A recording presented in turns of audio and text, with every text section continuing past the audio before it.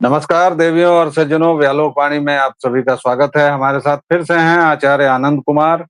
और आज माँ के तृतीय स्वरूप यानी चंद्रघंटा की हम लोग आराधना करते हैं।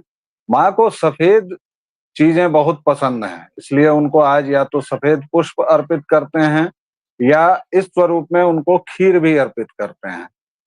माँ किस तरह पूरब, पश्चिम, उत्तर, दक्षिण भारत के समस्त हिस्सों को एक करती है, इस पर हम लोग चर्चा करेंगे। माँ कैसे हमारे मानसिक स्वास्थ्य पर कल हमने चर्चा की, आज हम चर्चा करेंगे कि माँ कैसे हमारे शारीरिक स्वास्थ्य का भी ख्याल रखती हैं। इसके साथ आनंद जी हमें बताएंगे कि जो ये वामपंथी कुपड़ या एजेंडा चलाते हैं कि माँ केवल और केवल उत्तर भारत में माता की पूजा होती है, वह सिवाय सफेद झूठ और बकवास के कुछ नहीं है। इसके बारे में हम जानेंगे। इसके साथ हम यह जानेंगे कि मर्यादा पुरुषोत्तम भगवान श्री राम जब विचलित होते हैं, जी हाँ, भगवान भी हमारे यहाँ विचलित होते हैं, क्योंकि हम भगवान को अपने जैसा ही मानते हैं, अपने बीच का मानते हैं, इसलिए वह विचलित भी होते हैं। वह पत्नी के लिए रोते भी हैं और वन के फूलों से, पत्तियों से, डगर की पगडंडी से पूछते हैं कि हे मृगनयनी, तुमने कहीं देखा है मेरी सीता को?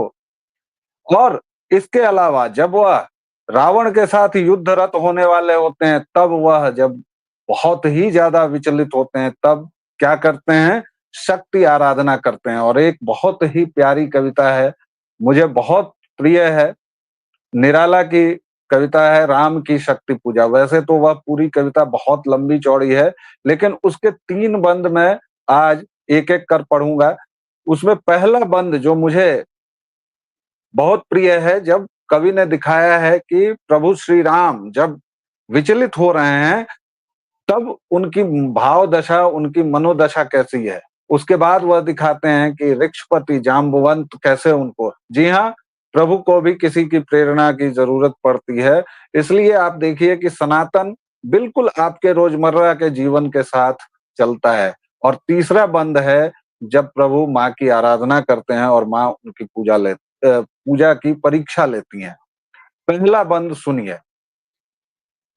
है अमानिशा उगलता घन अंधकार, हो रहा दिशा का ज्ञान, स्तब्ध है पवन चार, अप्रतिहत गरज रहा पीछे अम्बुधि विशाल, भूधर जो ध्यान मग्न केवल जलती मशाल। फिर राघवेंद्र को हिला रहा फिर संशय, देखिए राघवेंद्र को भी संशय हिला रहा है। रह रह उठता जग जीवन में रावण जय भय, रावण को जय कर पाऊंगा कि नहीं, इसका भय भी हो रहा है। जो नहीं हुआ आज तक हृदय रिपुदम्य श्रांत, एक भी अयुत लक्ष्य में रहा जो दुराक्रांत, कल लड़ने को हो रहा विकल वह बार बार, असमर्थ मानता मन उद्यत हो हार हार। यह प्रभु श्री राम की वेदना है। कल युद्ध है रावण के साथ और वह विचलित हो रहे हैं और शक्ति की आराधना करते हैं। लेकिन आचार्य मुझे ये बताइए और हमारे दर्शकों को, किस तरह दुर्गा पूजा, माँ की पूजा, शक्ति पूजा पूरे भारत को एक करती? देखिए, इसके लिए हम लोग कई उदाहरण ले सकते हैं, इसमें ऐसे देखिए कि आप जो राम की शक्ति पूजा सुना रहे हैं, ये दरअसल हिंदी पट्टी से नहीं आता। कृतवास रामायण में, जो कि बांग्ला में लिखी गई थी, उसमें जो ये प्रसंग आता है, उसके कारण ये राम की शक्ति पूजा नाम की कविता लिखी गई थी, उसकी प्रेरणा से लिखी गई थी। राम की जो शक्ति पूजा है, इसका वर्णन आपको रामचरितमानस में नहीं मिलेगा, वाल्मीकि रामायण में नहीं मिलेगा, ये आता है कृतवास रामायण से और ये बांग्ला में लिखी गई थी। तो जिस वक्त ये बांग्ला में लिखी जा रही थी, उसी वक्त करीब करीब जो है ये आप कंब रामायण की रचना होते हुए देखेंगे। उसी समय करीब करीब आप थोड़ा सा 100, अब भारत का जो समय है वो 2000 वर्षों का बहुत कम भी अगर हम लोग जोड़ें तो भी 2000 वर्षों से हम लोग जानते हैं कि यहाँ पर यही धर्म जो है, इसी धर्म का पालन हो रहा है। तो 2000 वर्षों जैसा लंबा समय जो होता है, उसमें 100-200 वर्ष आगे पीछे जो है वो बहुत ज़्यादा मायने नहीं रखते। इसीलिए 1400-1500 के अगर आसपास हम लोग तुलसीदास का समय देखते हैं, तो 1200 के आसपास का अगर हम लोग कंब रामायण का समय देखें, तो वहाँ भी आपको समय सीमा जो है वो एक जैसी, एक ही काल की दिखेगी। अब इसके अलावा देखिएगा, अगर हम लोग पुस्तकों के हिसाब से देखें कि भाई दुर्गा की पूजा होती है क्या, तो सौंदर्य लहरी नाम का एक ग्रंथ होता है जिसे शंकराचार्य की, आदि शंकराचार्य की रचना माना जाता है, और उसका पाठ दक्षिण भारत में होता है बिल्कुल वैसे ही जैसे हम लोग उत्तर भारत में दुर्गा सप्तशती का पाठ करते हैं। तो दुर्गा सप्तशती का पाठ हम लोग इस तरफ कर रहे होते हैं दुर्गा की आराधना के लिए, उस तरफ, या पूरे भारत में भी कहिए, भारत में कई जगह पर लोग आपको, जैसे हम खुद भी कभी कभी पढ़ रहे होते हैं या ऑडियो में यूट्यूब पर सुन लिए हो, ऐसा भी होता है, तो सौंदर्य लहरी जो होती है वो सुनाई दे रही होती है। सौंदर्य लहरी ग्रंथ के बारे में अगर आप जानना चाहते हैं तो शिखरिणी छंद में लिखा गया है ये। और इसके खास बात और होती है एक, कि इस ग्रंथ के बारे में जो किंवदंती चलती है वो ये है कि भगवान शंकर के पास आदि शंकराचार्य जब जाते हैं और वो कहते हैं कि देवी दुर्गा के उपासना के लिए मुझे कुछ सिखा दें, तो देवी दुर्गा की उपासना से संबंधित 100 श्लोक भगवान शंकर जो हैं वो आदि शंकराचार्य को देते हैं। आदि शंकराचार्य जब लौट रहे होते हैं तो नंदी उनसे कहते हैं, रास्ते में नंदी मिल जाते हैं और नंदी उनसे कहते हैं ये ग्रंथ आप मुझे दे दीजिए। बात बढ़ जाती है, छीन झपट होती है, और आधा ग्रंथ जो होता है, मतलब 41 श्लोक जो होते हैं वो शंकराचार्य के पास रह जाते हैं और बाकी लेकर नंदी भागने में कामयाब हो जाते हैं। अब आदि शंकराचार्य जो है वो जाते हैं भगवान शंकर के पास और कहते हैं कि भाई देखिए नंदी तो मेरा आधा ग्रंथ लेकर भाग गया। तो भगवान शंकर कहते हैं कोई बात नहीं, तुम्हारी क्षमता इतनी है कि तुम बाकी के श्लोकों की रचना खुद ही कर लोगे।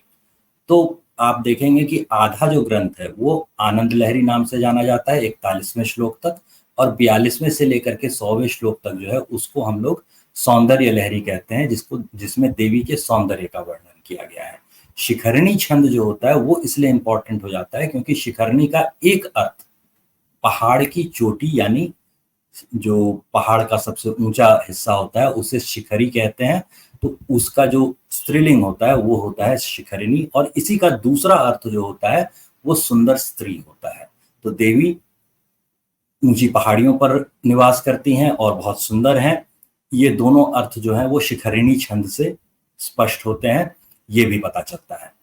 अब इसी ग्रंथ को आप देखेंगे कि ये कितना महत्वपूर्ण है, तो कितना महत्वपूर्ण है इसका अंदाजा आप इस बात से लगाइए कि इसकी 46 टीकाएं हम जानते हैं जो कि संस्कृत में है, 46। अगर 46 टीकाएं सिर्फ संस्कृत में लिखी गई हैं तो हिंदी, अंग्रेजी और बाकी सब कुछ मिला दीजिए तो 100 से ऊपर गिनती पहुंचती होगी, ऐसा कोई आश्चर्य का विषय नहीं होगा। तो उत्तर भारत में भी पुस्तकें हैं इनके लिए, दक्षिण भारत में भी पुस्तकें हैं इनके लिए, जैसे कि श्रीयंत्र जो हम लोग जानते हैं वो इसी आपके सौंदर्य लहरी ग्रंथ का जो 32वां और 33वां श्लोक है उन श्लोकों से ये श्री यंत्र जो है उसकी रचना होती है। श्री यंत्र के बारे में सब लोग जानते होंगे कि एक श्री यंत्र होता है जिसे सौभाग्य और समृद्धि के लिए कई लोग घरों में लगाते हैं। तो तंत्र के कई जो यंत्र होते हैं जो डिजाइन जैसे बनाए जाते हैं वो सब के सब जो हैं वो सौंदर्य लहरी ग्रंथ से आते हैं। अब अगर पुस्तकों की बात छोड़ दें, हम लोग ये बात करें कि हम लोग पूजा किस समय में करते हैं, तो ये बड़ी मजेदार चीज देखिए कि आप जिस कविता की बात कर रहे थे, राम की शक्ति पूजा, इस राम की शक्ति पूजा में जो जिस समय पूजा की जा रही होती है वो जाड़े का समय होता है, अभी का करीब करीब समय होता है, और इस समय देवी सो रही थी ऐसा माना जाता है। तो इस समय में देवी की उपासना करना अकाल बोधन कहा जाता है। ये जो अकाल बोधन होता है इसी समय में अभी भारत में मुख्यतः देवी की उपासना होती है। और इस वजह से होता क्या है कि कई बार जो आपके वामपंथी बेचारे जो होते हैं वो उदास हो रहे होते हैं या निराश हो रहे होते हैं कि दुर्गा पूजा के विसर्जन में जय श्री राम के नारे क्यों लग रहे हैं। तो ये विचित्र सी मूर्खता है। इस काल में उनकी उपासना हो ही इसलिए रही है क्योंकि भगवान श्री राम ने इस काल में उपासना शुरू की थी, और भगवान श्री राम मर्यादा पुरुषोत्तम होते हैं, तो उनका किया हुआ जो था वो सही ही होगा ऐसा मान लिया गया और इस काल में पूजा शुरू हुई। तो जो शारदीय नवरात्र की परंपरा होती है वो शुरू ही भगवान श्री राम की हुई है, तो अगर उसके विसर्जन में जय श्री राम के नारे लगते हैं तो कोई आश्चर्य का विषय नहीं है। और बंगाल से जो शुरू हुई थी परंपरा, वही परंपरा आपको दक्षिण भारत में भी दिख जाएगी, गोवा तक दिख जाएगी और भी अन्य जगहों पर दिख जाएगी। और चूंकि रामेश्वरम में ये पूजा हो रही थी तो वहां भी दिख जी जाएगी। तो जी उत्तर से दक्षिण तक आपको ये पूजा होती हुई दिख जाएगी। तो जी पूजा पद्धति और पुस्तकों के हिसाब से देखें तो साम्य ऐसे बैठ जाता है। जी। और जब प्रभु श्री राम वेदना में हैं, चिंतित हैं कि कल कैसे रावण पर विजय प्राप्त होगी, तो उनको उद्बोधित कौन करता है? आज के हिसाब से कहें तो एसटी थे, ऋक्षपति जाम्बवान को। अगर हम लोग आज के हिसाब से, क्योंकि हम लोग इतने काबिल हैं कि हम लोग प्रभु श्री राम को भी ठाकुर बना दिए हैं। हनुमान हनुमान जी, जी की जाति खोज रहे थे कुछ लोग कुछ साल हनुमान पहले। जी की कुछ जाति खोजी जा रही है, तो पता चला कुछ लोग दक्षिण भारत में उनको खोज रहे हैं, कुछ लोग कहीं खोज रहे हैं। तो ऋक्षपति जाम्बवान को मान लेते हैं कि जनजाति के थे, और वो उद्बोधन दे रहे हैं। और उस उद्बोधन में क्या कह रहे हैं? रघुवर, विचलित होने का नहीं देखता मैं कारण, हे पुरुष सिंह तुम भी यह शक्ति करो धारण, आराधन का दृढ़ आराधन से दो उत्तर। ये नहीं कहते हैं कि आराधना के बदले छुप जाओ या रोने लगो, नहीं। वह अगर आराधना कर रहा है, क्योंकि उसके पहले लंबी कविता है, तो प्रभु बता चुके हैं कि रावण पर सारी कृपाएं हो रही हैं, धिक जीवन जो पाया आता सदा ही विरोध। और इस तरह से बहुत सारे उदाहरण उन्होंने दिए हैं कि माँ भी उनके पक्ष में है। तो जाम्बवान कहते हैं, आराधन का दृढ़ आराधन से दो उत्तर, तुम बरो विजय संयत प्राणों से प्राणों पर। यहां फिर से योग और प्राणायाम भी आ गया। दिक्कत है, सनातन ने कुछ छोड़ा ही नहीं है। प्राणों से प्राणों पर मतलब कि प्राण नहीं ले लेना है, प्राणों पर संयम करना है। रावण अशुद्ध होकर भी यदि कर सकता त्रस्त, यानी रावण अशुद्ध है, वह ऋषि कुल में पैदा हुआ है लेकिन राक्षस है। और सो कॉल्ड जो लोग बाबा रावण को और दादा रावण को पूजने वाले सो कॉल्ड डालडा ब्राह्मण हैं, उनके लिए भी है, रावण अशुद्ध होकर भी यदि कर सकता त्रस्त, तो निश्चय तुम हो सिद्ध, करोगे उसे ध्वस्त। अच्छा बताइए, प्रभु श्री राम को तुम कह रहे हैं यहाँ ऋक्षपति, ये एसटी आदमी की इतनी मजाल है कि ठाकुर जी को, ठाकुर साहब को तुम कह रहा है? शक्ति की करो मौलिक कल्पना, करो पूजन, छोड़ दो समर, छोड़ दो समर, जब तक न सिद्धि हो रघुनंदन। और उसके बाद प्रभु श्री राम समर को छोड़ देते हैं और आराधना में डूबते हैं। वह अंतिम बंद सुनाऊंगा। लेकिन जो दक्षिण से उत्तर की बात की, हमारे यहाँ एक नया बवाल चला है आदिवासी का। ये इंडिजिनस पीपल, ये जो लोगों ने, अब्राहमिक वालों ने जितने अत्याचार किए हैं, पूरे ऑस्ट्रेलिया को खत्म कर दिया, पूरे अमेरिका को खत्म कर दिया, उनका जो गिल्ट है, उनका जो दोष है, वह इंडिजिनस पीपल डे मनाते हैं और हमारे यहाँ उसको आदिवासी में थोप दिया। भाई, हम सब लोग आदिवासी हैं यार, कौन आदिवासी नहीं है यहाँ? और कौन आर्य अनार्य और बाहर से आए? बहरहाल, ये जो आदिवासी वाला लफड़ा है, बस्तर नाम की एक जगह है जो लगातार पीड़ित रही है नक्सलियों से, और उस बस्तर में पिछले 900 वर्षों से मां दंतेश्वरी की पूजा होती है, लगातार हो रही है, और वह भी शक्ति आराधना ही है। प्यारे मूर्खों, वामपंथियों, कांग्रेलीगियों, यह जान लो कि भारतवर्ष सनातन वह शक्ति है जो एक करती है। आप कुछ कह रहे थे आनंद भाई? जी, तो इसमें और थोड़ा सा जोड़ लीजिए। तो हम लोग उत्तर पूर्व की तरफ चलते हैं तो त्रिपुर सुंदरी का जो मंदिर होता है वो त्रिपुरा, आप जानते हैं नाम ही त्रिपुरा है।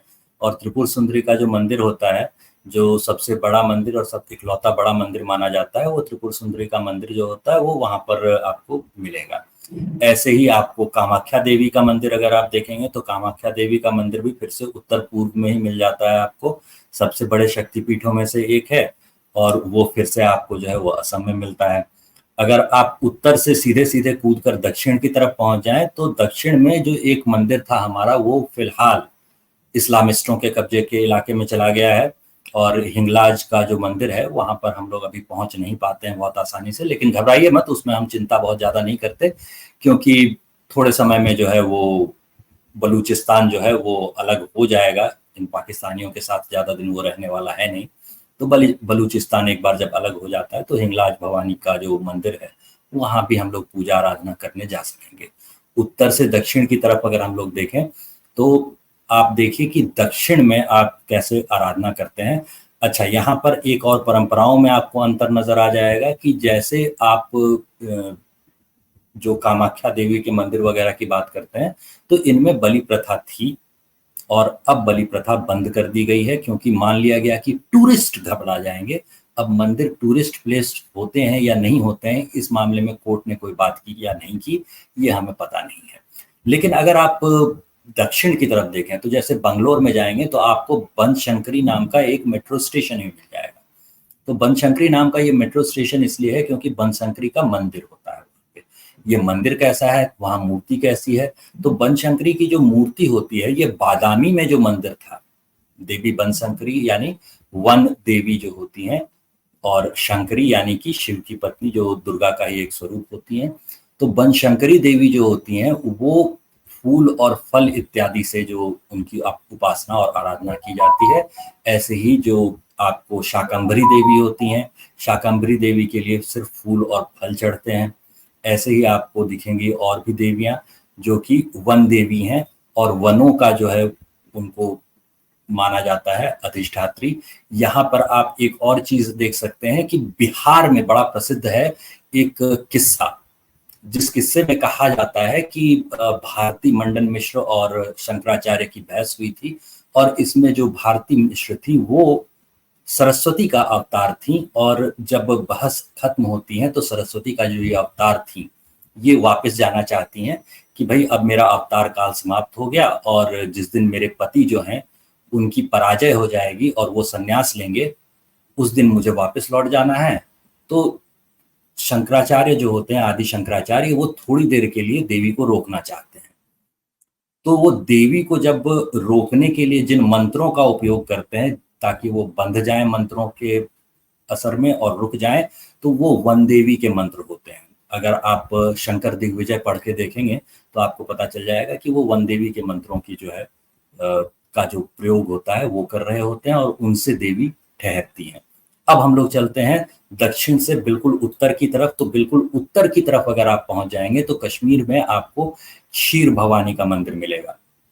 तो ये जो क्षीर भवानी का मंदिर है इसमें आप फिर से देखेंगे कि क्षीर का मतलब जो होता है वो खीर जो हम लोग आज की तारीख में कहते हैं वो अपभ्रंश जो है वो उसी से निकल करके संभवतः आया है। और क्षीर भवानी के मंदिर में क्षीर ही प्रसाद के रूप में चढ़ता है, वहां पर आप बलि इत्यादि प्रदान नहीं कर सकते। उग्र देवी नहीं है, ये शांत स्वरूप होता है देवी का, और शांत स्वरूप जो होता है देवी का उनमें आप जो है सिर्फ फल फूल कंद मूल इत्यादि जो होता है वो चढ़ा रहे होते हैं। उग्र स्वरूप की अगर आप उपासना कर रहे हैं और उसमें आप बलि नहीं चढ़ा रहे तो आप गलत परंपरा का या गलत परिपाटी का पालन कर रहे हैं, उसके नुकसान आपको झेलने पड़ेंगे।